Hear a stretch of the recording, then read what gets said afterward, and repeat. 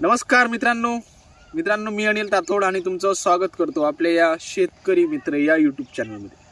मित्रांनो बघा, बऱ्याच काही दिवसांपासून काही कमेंट्स ह्या कॉमन आल्या आपल्या कांदा पिकाबद्दल। त्या म्हणजे आपल्या पेरणी केलेल्या कांद्यामधून एकरी 200 क्विंटलपर्यंत उत्पादन घेणं शक्य आहे का? एकरी 200 क्विंटलपर्यंत आपण पेरणी केलेल्या कांद्यामधून उत्पादन घेऊ शकतो का? बघा, लागवड केलेल्या कांद्याच्या तुलनेत आपण जर कांद्याची पेरणी केली तर काही प्रमाणात आपल्याला जो उत्पादन खर्च आहे हा मित्रांनो कमी येत असतो। कारण आपण जो कांदा लागवड करतो याच्या मित्रांनो पुनर्लागवडीत आपल्याला बरीचशी मजुरी ही त्यामध्ये जात असते मित्रांनो। कालावधी पण थोडा शिल्लक लागतो। मात्र पेरणी केलेल्या कांद्याच्या बाबतीत आपल्याला कमी कालावधीत आणि कमी मजुरीत आपल्याला हा कांदा येत असतो।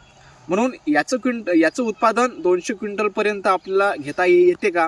किंवा आपण प्रत्येक कांद्याची साईज ही सारखी बनवू शकतो का?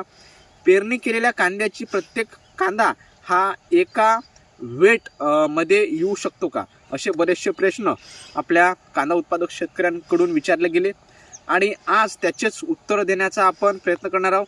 त्यासोबतच पेरणी केलेला कांदा हा 60-65 दिवसांचा झाल्यानंतर त्याचं पाणी व्यवस्थापन आपण कसं करायला पाहिजे, फवारणी व्यवस्थापन आपण कसं करायला पाहिजे, या संबंधीची पण माहिती मित्रांनो आपण या व्हिडिओमध्ये देण्याचा प्रयत्न करणार आहोत। बघा मित्रांनो, आपण जे काही सांगत आहे हे अनुभवावरून सांगत आहे। मागच्या 10 ते 12 वर्षापासून आपण कांदा पेरणी हा करत आहोत। यावर्षी मी तुम्हाला जसं पहिल्या व्हिडिओमध्येही सांगितलं आहे की यावर्षी आपला कांदाही आहे। कारण याचं कारण पण मी तुम्हाला मित्रांनो सांगितलं आहे। बघा, पेरणी केलेल्या कांद्यामधून मित्रांनो एकरी 200 क्विंटल पर्यंतच नाही तर एकरी 200 क्विंटलच्या वर आपण उत्पादन घेऊ शकतो। आमच्याकडे माझ्या संपर्कातील शेतकरी आहेत आणि ज्यांना मी ओळखतो त्यांनी मित्रांनो एकरी 250 क्विंटल पर्यंत ही पेरणी केलेल्या कांद्यामधून उत्पादन घेतलेलं आहे। बघा, यासाठी मी तुम्हाला सांगितलं की यासाठी आपल्याला नियोजन तर चांगल्या प्रकारे लागतेच, त्यासोबतच निसर्गाची साथ पण आपल्याला पाहिजे। वातावरण जर चांगल्या प्रकारे असलं, स्वच्छ असलं, आपल्या कांदा पिकामध्ये जर कोणतेच बुरशीजन्य रोग आले नाहीत, थ्रिप्स वगैरे यांचा जर मित्रांनो काही प्रादुर्भाव झाला नाही तर आपल्याला एकरी 200-250 क्विंटलपर्यंत ही उत्पादन घेतल्या जाऊ शकतं। मात्र जर मित्रांनो एखादा बुरशीजन्य रोग आला तर याचा फटका आपल्याला आपल्या कांदा पिकात बसतो।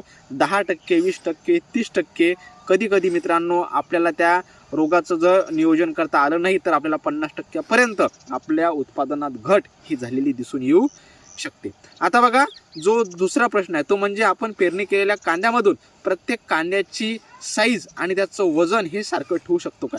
बघा मित्रांनो, पेरणी केलेल्या कांद्यामध्ये आपण कोणी मित्रांनो एकरी 3 किलो बियाणं सोडत असेल, कोणी 4 किलो, कोणी 5 किलो, आपापल्या जमिनीवर किंवा आपापल्या भागातली ते आपापली पद्धत याच्यावर ह्या गोष्टी अवलंबून असतात। मात्र बघा, आम्ही एकरी 3.5 ते 4 किलो याप्रमाणे कांद्याची पेरणी करतो। हा जो तुम्ही कांदा बघत आहे हा मित्रांनो जवळपास एकरी 3.5 ते 4 किलो या बियाण्याच्या हिशोबाने या कांद्याची पेरणी झालेली आहे। पण बघा, पेरणी करताना कांद्यातील जे अंतर आहे हे मित्रांनो सारखं राहू शकत नाही। ओळीतील तर अंतर आपण सारखं ठेवू शकतो, मात्र तुम्ही इथंच बघून घ्या, हे बघा, ओळीतील अंतर जवळपास 5 ते 6 इंच आहे मित्रांनो। पण बघा, हे जे सारखं अंतर आहे मित्र, हे जे सरळ ओळ आहे यातील अंतर सारखं राहणं शक्य नाही, कारण ही लागवड केलेली नाही आहे, ही मित्रांनो पेरणी केलेली आहे। बघा, काही ठिकाणी तर तुम्हाला कांद्यातील अंतर 5 ते 6 इंच सापडून जाईल, मात्र काही ठिकाणी एकाच ठिकाणी तुम्हाला असे 5 ते 7-8 कांदे मित्रांनो आपल्याला दिसून येतील। आता ज्या कांद्यांमध्ये अंतर आहे येथील तर मित्रांनो कांदा चांगला मोठ्या साईजचा बनेल आणि याचं वजन पण जवळपास 100 ग्रॅमच्या वर भरेल। मात्र असे पहा, ज्या ठिकाणी असे काही कांदे आहेत या ठिकाणी मित्रांनो तुम्ही कितीही चांगलं नियोजन केलं तरी या ठिकाणचा कांदा हा एकदम मोठ्या साईजमध्ये येऊ शकत नाही। नॉर्मल साईज याची मित्रांनो राहणार आहे। म्हणून बघा, पेरणी केलेल्या कांद्यामध्ये प्रत्येक कांदा एका साईजचा बनवणं किंवा त्याचं वजन एकसारखं असणं हे मित्रांनो 100% शक्य नाही आहे। मी असं म्हणत नाही की हे पूर्ण शक्यच नाही आहे. बघा 50%, 60%, 70% एवढ्यापर्यंत याची साईज वेट हे सारखं राहू शकते. परंतु मी असं सांगत नाही आहे की याचं 100% ह्या गोष्टी सारख्या राहतील. ज्याप्रमाणे आपण कांद्याची लागवड करतो त्या कांद्याच्या लागवडीत मित्रांनो जवळपास 80%, 90% किंवा 70% त्याची जी साईज आहे ही सारखी असते, वजन सारखं असते. मात्र पेरणी केलेल्या कांद्याच्या प्लॉटमध्ये हा इश्यू थोडासा मित्रांनो येऊ शकतो. कारण इथं कांद्यातील अंतरामध्ये फरक हा असतो. काही ठिकाणी एकाच जागी मित्रांनो 7 ते 8 कांद्याची रोपं असतात. तर मित्रांनो काही ठिकाणी जे कांद्याचं रोप आहे हे मित्रांनो याच्या जवळपास मित्रांनो जे इतरत्र कांद्याची रोपे नसतात. म्हणून मित्रांनो हा प्रॉब्लेम येऊ शकतो.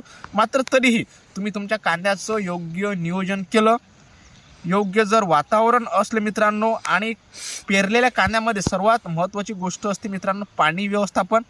आपण बघा सुरुवातीला जेव्हा कांदा निघतो, आपला कांदा निघाल्यानंतर आपण त्याला तणनाशकची फवारणी झाल्यानंतर जास्त आपल्या कांद्याला जवळपास फेब्रुवारी महिन्याच्या 15 तारखेपर्यंत पाण्याची जास्त प्रमाणात त्याला आवश्यकता नसते. जवळपास तुम्ही जर 15 दिवसांवरही त्याला जर पाणी दिलं तरी मित्रांनो काही फरक पडत नाही. जर आपण त्या कांद्याला, आता बघा बऱ्याचशा शेतकऱ्यांचे कांदे हे 50-60 दिवसांचे असतील. हा कांदा मित्रांनो सध्या पेरणी करून याला 60 ते 65 दिवस झालेले आहेत आणि सध्या काही जास्त मोठ्या प्रमाणात ऊन तापत नाही आहे. याला सध्या पाणी देऊन 10 ते 11 दिवस झालेले आहे. बघा अजून या जमिनीमध्ये ओलावा आहे. बघा आपण जर ही माती पकडलीत बघा ही अशी अजून मित्रांनो चिकटते. तर बघा अजूनही याला जर 5 ते 6 दिवस जर आपण पाणी दिलं नाही तरी मित्रांनो काही फरक पडणार नाही. डिसेंबरमध्ये, जानेवारीमध्ये किंवा फेब्रुवारीच्या पहिल्या आठवड्यामध्ये जास्त पाणी कांदा पिकाला देऊ नका, तुमचा कांदा कितीही दिवसांचा असो तरी मित्रांनो. कारण मित्रांनो काय होत असते, जर आपण या कांद्याला जर जास्त पाण्याच्या मागून पाणी जर आपण देत गेलो तर ते जमीन मित्रांनो ओली राहते आणि जमीन जर ओली राहिली तर त्या भागात मित्रांनो करपा असेल, त्यासोबतच जो डाउनी मिल्ड्यू आहे हा मित्रांनो अत्यंत घातक रोग आपल्या कांद्या पिकात येत असतो. आणि आपल्याला डाउनी मिल्ड्यू आणि करपा याच्यामध्ये बऱ्याचशा शेतकऱ्यांना कन्फ्युजन निर्माण होत असते. म्हणून आपण याचं योग्य प्रकारे व्यवस्थापन करू शकत नाही आणि परिणामी आपलं 50 ते 60% उत्पादनात घट ही होत असते. म्हणून मित्रांनो व्यवस्थापन हे आपण थोडंसं काळजीपूर्वक करायला पाहिजे. आणि मी तुम्हाला सांगितलं आणि आपण तुम्हाला मागच्या व्हिडिओजमध्ये फवारणीबद्दल ही माहिती दिलेली आहे. करपा आपल्या कांद्यावर जर असं तुम्हाला वाटलं की जर करपा वगैरे आला तर आपण मित्रांनो कॅब्रिओ टॉप असेल, रेडोमिल गोल्ड असेल यासारख्या बुरशीनाशकाची फवारणी घेऊ शकतो. रेडोमिल गोल्ड हे बुरशीनाशक करपा आणि जे डाउनी मिल्ड्यू आहे या दोन्हीही याच्यावर चालते. आणखीनही मित्रांनो मार्केटमध्ये अनेक बुरशीनाशक आहेत. त्यासोबत जर आपल्या कांदा पिकावर जर मित्रांनो थ्रिप्सचा प्रादुर्भाव झाला तर आपण सुरुवातीला मित्रांनो सिजंटा कंपनीचं अलिक आहे. आणखीन जर थोड्या प्रमाणात जर जास्त मोठ्या प्रमाणात जर आपल्या कांदा पिकावर जर थ्रिप्स आले तर आपण घरडा कंपनीचे पोलीस आहे. त्यासोबतच अनेक असे चांगले कीटकनाशकं आहेत, याचा मित्रांनो आपण वापर करू शकता. तुम्ही जर मित्रांनो कमेंट्स केली तर आपण बुरशीनाशक आपण कोणतं फवारायला पाहिजे किंवा मित्रांनो कोणत्या फवारणीत आपण कोणतं बुरशीनाशक घ्यायला पाहिजे किंवा कोणत्या फवारणीत आपल्याला कोणतं कीटकनाशक थ्रिप्सवर घ्यायला पाहिजे याचा मित्रांनो आपण एक स्पेशल व्हिडिओ बनवू. आता या व्हिडिओचा विषय वेगळा आहे, म्हणून तुम्हाला त्यासंबंधी पूर्ण डिटेल माहिती देणं शक्य नाही आहे, कारण मग तो व्हिडिओ जास्त लांब बनते. आता मित्रांनो आजचा महत्त्वाचा विषय हा होता की आपण पेरणी केलेल्या कांद्यामधून 200 क्विंटलच्या वर उत्पादन घेऊ शकतो का. तर मित्रांनो बघा मी स्वतः या पेरणी केलेल्या कांद्यामधून 200 क्विंटलपर्यंत उत्पादन घेतलेलं आहे आणि माझ्या ओळखीतले काही बरेचसे शेतकरी आहेत, माझे मित्र आहेत की त्यांनी 250 क्विंटलपर्यंतही आपल्या कांद्यातून पेरणी केलेल्या कांद्याचं उत्पादन घेतलेलं आहे.